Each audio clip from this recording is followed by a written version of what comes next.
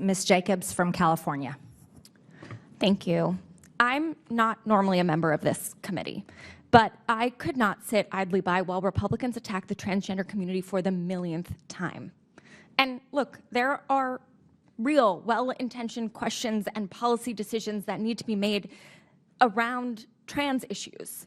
I understand that. For a lot of people, these issues are new. It can feel intimidating to talk about them, scary to ask questions. We need to be having dialogue.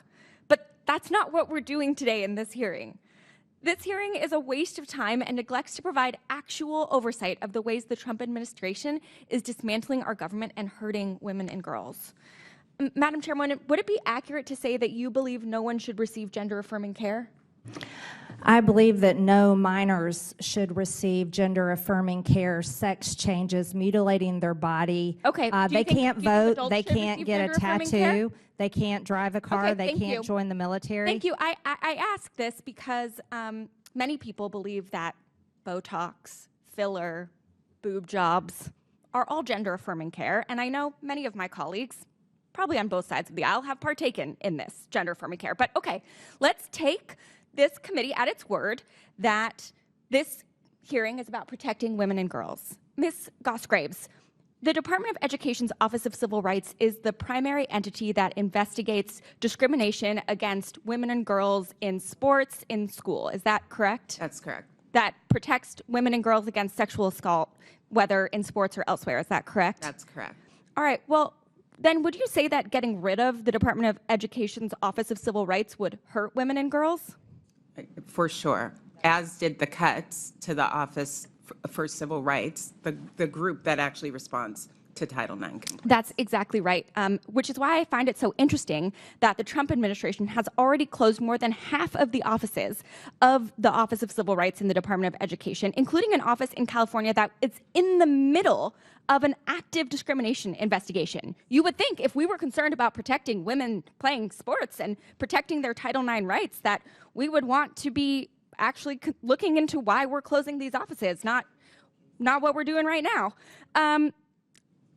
For the record, for folks watching, this is also the office that investigates anti-Semitism, incidents of anti-Semitism on college campuses. So remember that when my colleagues try and tell you that they're standing up for Jewish students.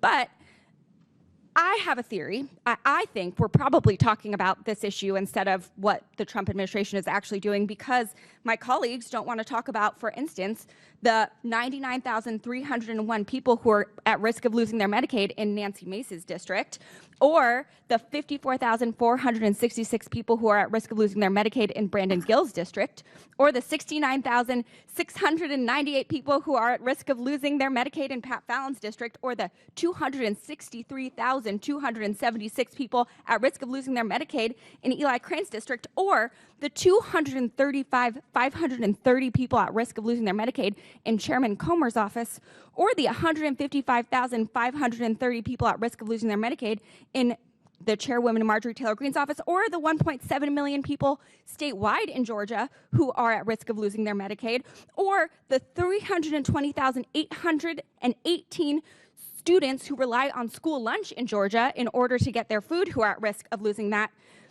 Maybe it's because the Atlanta Journal-Constitution has already ranked the chairwoman as last in a poll of potential candidates for the United States Senate in the Georgia seat. And she thinks that attacking trans kids will help her poll numbers. But I'm here to tell you that attacking trans kids is not going to launch a Senate campaign. Attacking trans kid is not good politics, not for the right, not for the left.